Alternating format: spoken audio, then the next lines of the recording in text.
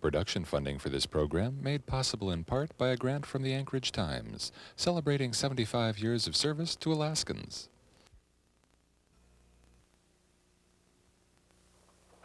When the 19th century ended and the 20th century began, the quest for wealth and land was never so great. An attitude of prosperity, huge construction projects, inventions, and expansionism prevailed around the world. It was a time of giant engineering projects. The Trans-Siberian, Union Pacific, Santa Fe, and Great Northern Railroads crossed the hostile territories of Russia and North America, thus opening new lands to settlement and development. The Suez Canal linked the Indian Ocean to the Mediterranean, and the Panama Canal was soon to connect the Pacific and Atlantic Oceans. Suddenly, people could travel from Liverpool, England to New York by steamship in 6 days, and then travel nearly 3,000 miles by rail to Sacramento, California in just another week. The world was becoming smaller as we moved from horse-drawn stagecoaches to steam-driven trains. In 1896, near Dawson in the Yukon Territory, the discovery of gold brought a stampede of men and women to northwest Canada and the Alaska Territory. Miners and entrepreneurs headed north to seek their fortunes in the gold fields. Stories abounded with tales of gold and copper deposits and of extensive coal fields. These discoveries drew the interest of investors and speculators, J.P. Morgan, the Guggenheims, and a host of others.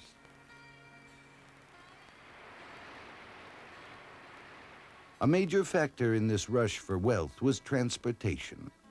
There were few ways for the miners to get their supplies and themselves into this region.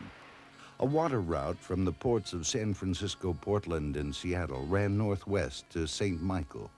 Travelers then transferred to riverboats that steamed up the Yukon River to Dawson. A second sea route terminated at Skagway. Then goods were hauled by mule team, dog sled, and snowshoe over the summit of Chilkoot or White Pass to Dawson. For even the most adventurous, routes into the gold field were few, time-consuming, expensive, and physically demanding. A railroad was needed to solve the problem.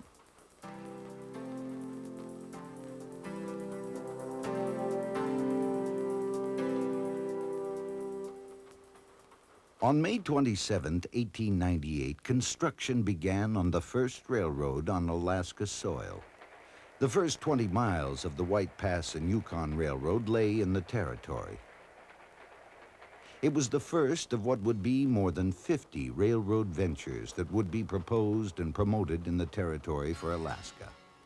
Most railroads existed only on paper, but some companies did in fact survey preliminary routes and investigated natural resources along proposed routes. During 1899, Congress passed a Homesteading Act to open up Alaska. That bill granted railroad companies land for roadbeds, terminals, timber, and gravel fill along the right-of-way. In 1903, survey work began in Seward for the Alaska Central Railway. The Alaska Central would link the ice-free waters of the Gulf of Alaska with the Yukon River and open the rich coal fields of the Matanuska Valley. Construction began in 1904. A year later, construction started on a railroad from Cordova north into the Wrangell Mountains.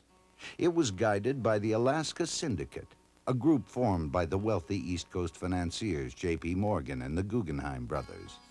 This would become the Copper River and Northwestern Railway that hauled copper and silver ore from the Kennecott Mining District to Cordova.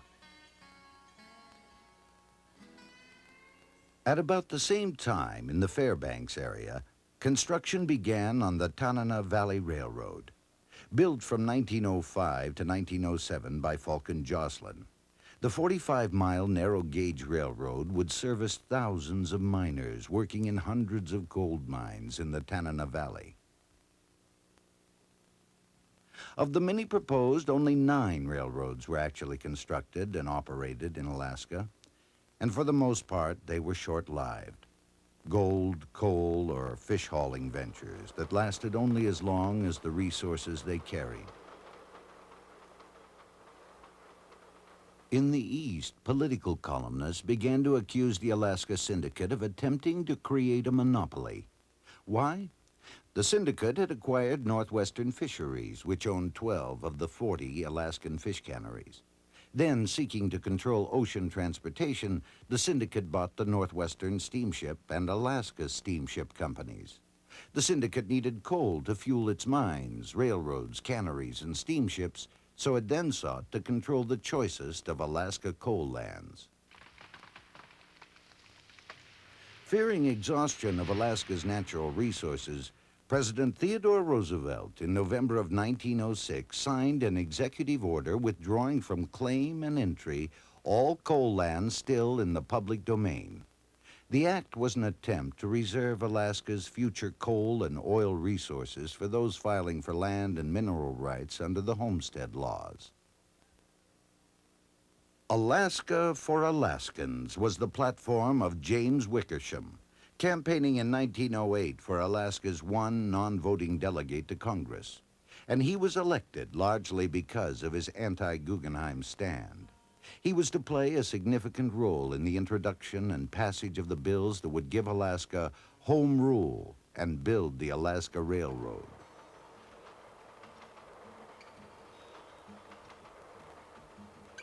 President Taft, hearing a plea for help from Alaskans, sent Secretary of the Interior Walter Fisher to investigate the problem.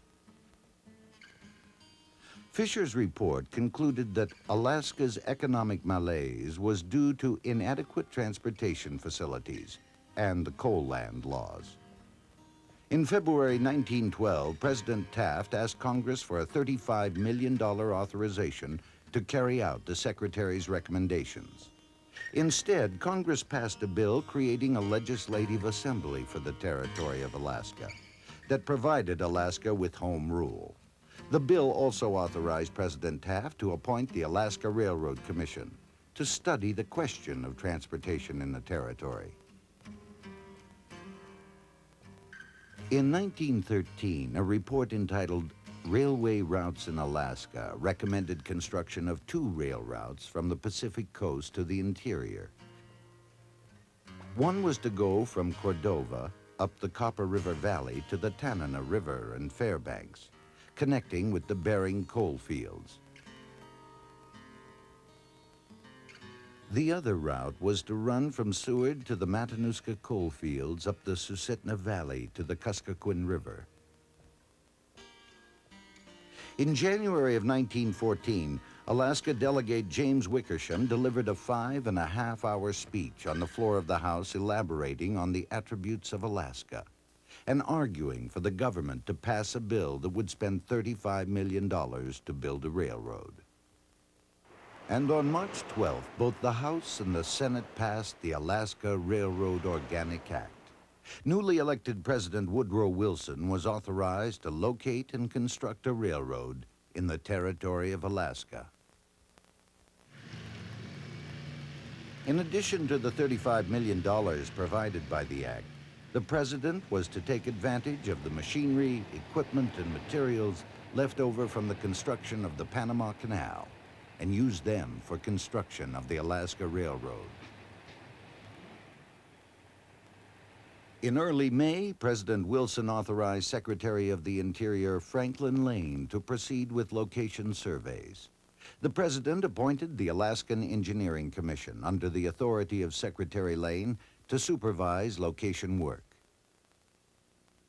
3 men were selected for the commission. W.E. Eads, the first chairman of the Alaskan Engineering Commission, was at the time chief engineer of the Northern Railroad and had 30 years' experience in planning and building railroads in the West. Lieutenant Frederick Mears of the U.S. Army had worked on the Great Northern Railroad and had done construction work on the Panama Railroad. Thomas Riggs, Jr. had served as chief surveyor on the Alaska Boundary Commission, lived in Alaska for 16 years, and had a vast knowledge of the territory. By mid-June of 1914, most of the survey parties were in the field, and main bases for supplies and equipment had been established. One at Ship Creek on the Knik Arm of Cook Inlet, and the other in Fairbanks. In February of 1915, the Commission submitted its report to President Wilson with no recommendation as to which route should be taken. The report did seem to favor the western Seward-Fairbanks route. The commissioners felt that the western route offered the most effective use of Alaska's coal and agricultural resources. On April 10th, President Wilson announced that the government would build along the western route.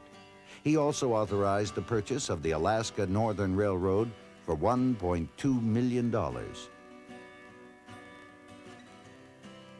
Rumors of impending construction brought a stampede of people to Ship Creek. When Lieutenant Mears landed at the base camp in April 1915, he found nearly 2,000 people living in ragged tents and temporary wooden buildings, hoping for employment on the government railroad. The tent city on the banks of Ship Creek lasted only a few weeks. The land along the creek was needed for railroad yards and buildings, and fears of contaminated water in the temporary settlement prompted Mears to establish a permanent town site on the plateau south of Ship Creek. The summer of 1915 saw employment reach about 1,400 workers. A little more than half the workers were independent contractors or station men. They were called station men because the right-of-way was measured in numbered units of 100 feet, and contracts were awarded from station to station. Many station men formed partnerships and hired workers of their own.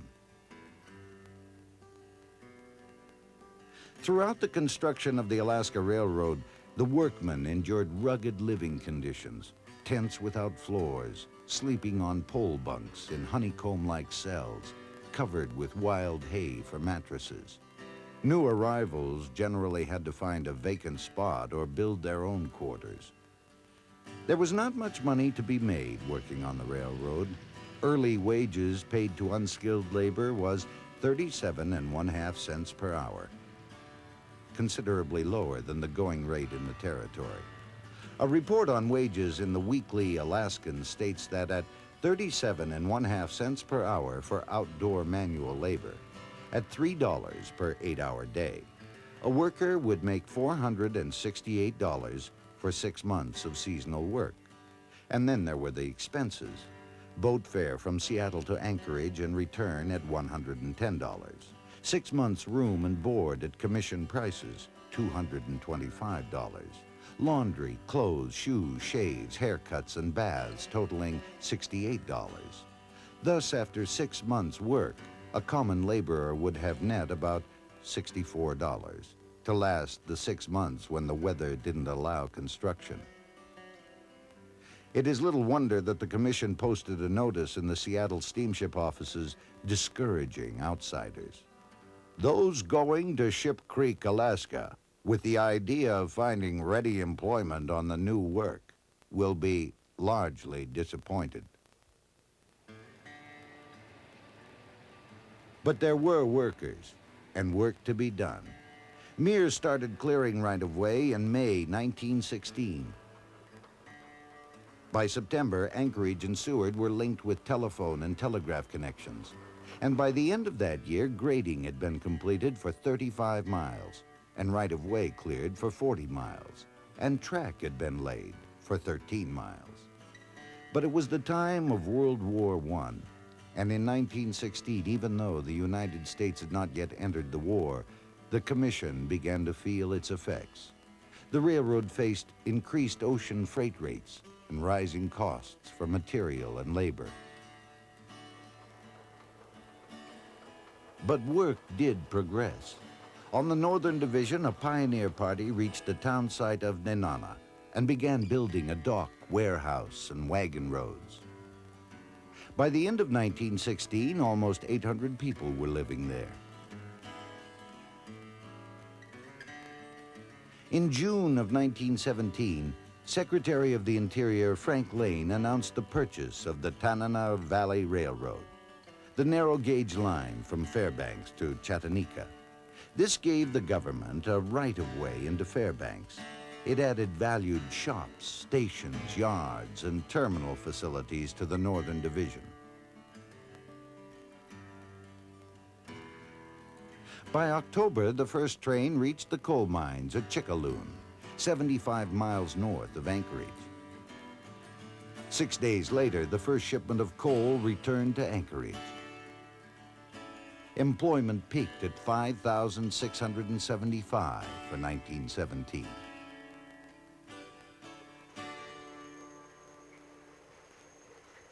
Though the greater part of the railroad was built on top of tundra-covered ground, there were many miles of heavy rock work, excavation, and tunneling. During the 5-month work season of 1917, over 4 million cubic yards of solid rock were hand-drilled and hand-excavated along the 30-mile shoreline of Turnagain Arm.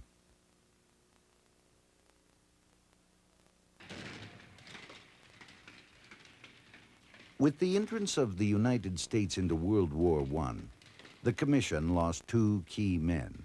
Lieutenant Mears left to accept a promotion to colonel in command of the 31st Engineer Regiment in France. Thomas Riggs resigned to take an appointment as governor of the Alaska Territory. It was left to Chairman Eads to build a railroad with a 50% cut in his workforce, as many Alaska workers left for military service, while others were drawn to higher wages in the lower 48. In spite of the many difficulties during the wartime period, construction continued. By the end of 1918, 230 miles of standard gauge line had been built, with 30 miles of siding, spurs, and yard tracks finished.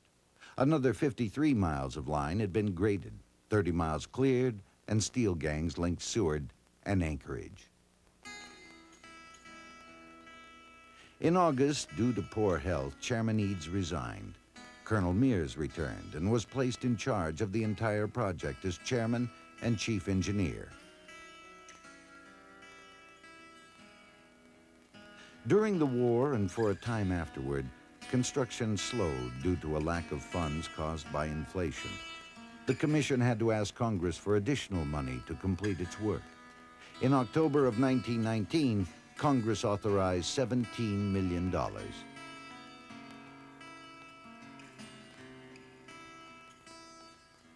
2 years later, 1921, 2 steel bridges closed gaps in the line. On February 2nd, the American Bridge Company completed the 504-foot span across the Susitna River. And 7 months later, the Hurricane Gulch Bridge arched over the Chulitna River at the midpoint of the line.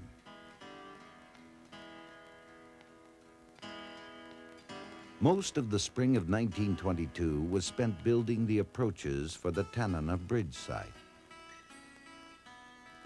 This was the most formidable river crossing of the entire railroad and required a 700-foot span. With its completion in February 1923, the Alaska Railroad was almost finished. It was left only to widen the narrow gauge rails from Nenana north to Fairbanks.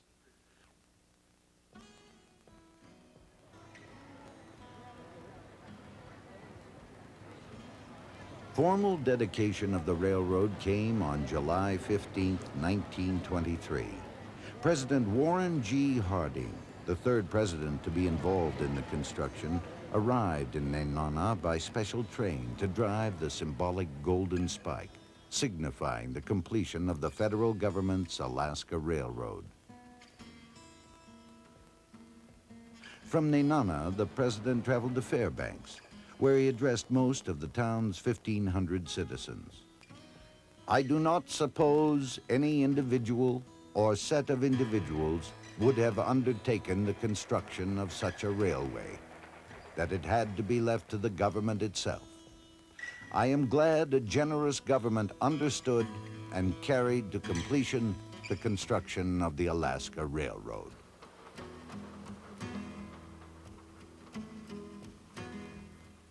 The The Alaska Railroad had taken more than 8 years to complete and cost almost $60 million, more than 7 times the amount the United States paid Russia for Alaska in 1867.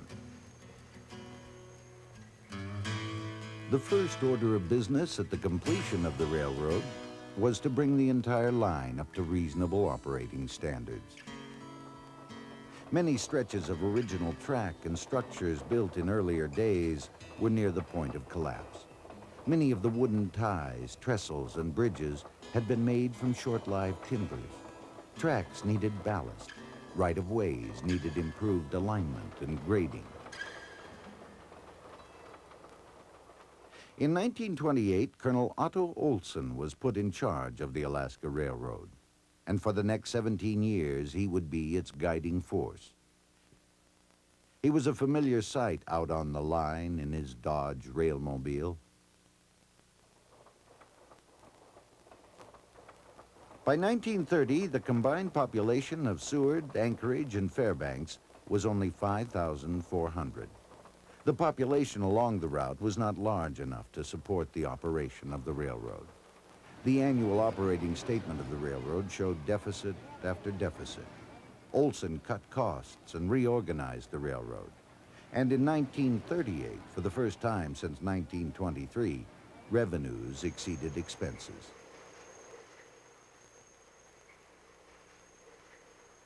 Starting in 1940, the Alaska Railroad set new records each year by carrying construction equipment, material, men, and supplies for the Army. But the increased rail traffic brought rapid deterioration. By October of 1942, Olson was complaining that due to the loss of personnel to the armed forces, it was impossible to perform necessary ballast work or replacement of ties. He had to ask for outside assistance to help transport the military supplies and keep the line operating. On April 3, 1942, the 714th Railroad Operating Battalion was assigned to Alaska. With a complement of 25 officers and 1,090 enlisted men, the 714th eased the railroad's labor shortage. It became commonplace for an engine crew to consist of 1 civilian employee and 1 enlisted man. And for the next 25 months, they worked side by side, keeping the supplies moving. It was also during World War II, in an effort to safeguard the flow of military supplies from Tidewater to Anchorage and Fairbanks, that a branch called the Whittier Cutoff was constructed under the supervision of the Army Engineer Corps. The main line was extended from Whittier on Prince William Sound to Portage Station. Completed in the spring of 1943, the new line was 12 miles long and included 2 tunnels through the mountains. Construction gave the railroad 2 terminal ports, Seward and Whittier, where connections could be made with ocean steamships. In 1945, at the age of 75, Otto Olson retired. Colonel J.P. Johnson was appointed general manager. The railroad was still in need of extensive repair and rebuilding, and Johnson's first action was an appeal to Congress for funding of major rehabilitation. Congress passed $34 million in appropriations for rebuilding and the purchase of new equipment. Johnson began improvements by eliminating dangerous curves, replacing wooden bridges with steel structures, and replacing 70-pound steel rails with 115-pound rails. He coupled this program with the modernizing and improving of warehouses, shop facilities, freight depots, and other buildings.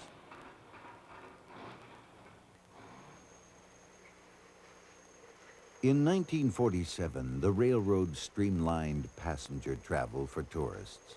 The railroad's new passenger train, the Aurora, made its inaugural run on October 18th between Anchorage and Fairbanks.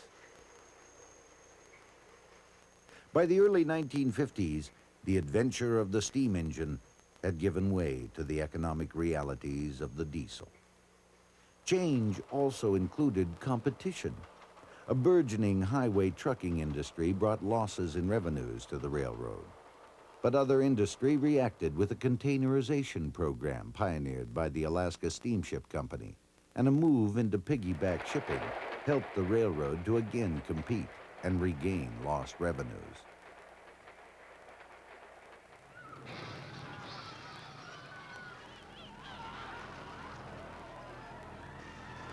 Alaskans and the railroad will long remember March 27, 1964, as the Good Friday earthquake. About $27 million in damage was caused to the railroad in those few minutes that the earth shook. In spite of the damage, the line from Anchorage to Fairbanks was operational within days, and the line from Whittier to Anchorage was opened a little over 3 weeks after the quake.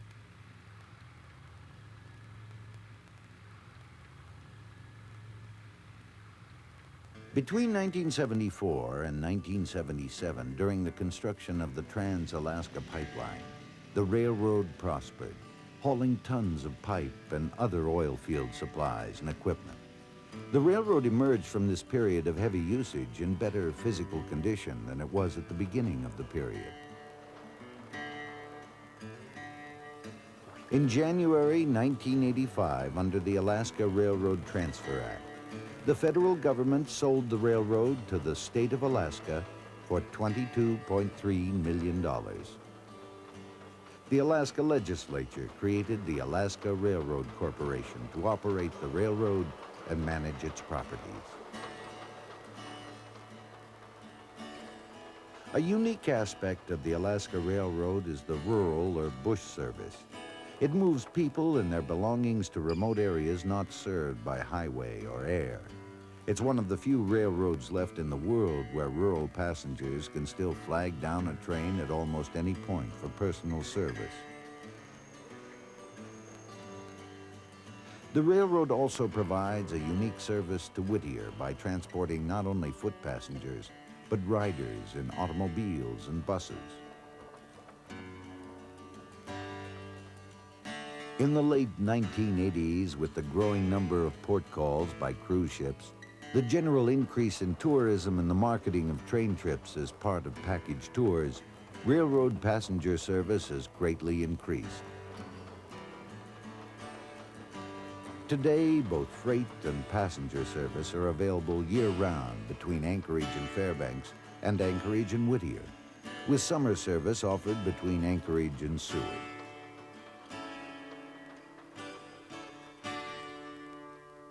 Hard work and the dedication of thousands of men and women of the Alaska Railroad opened up the last frontier and helped to develop Alaska into the country that it is today.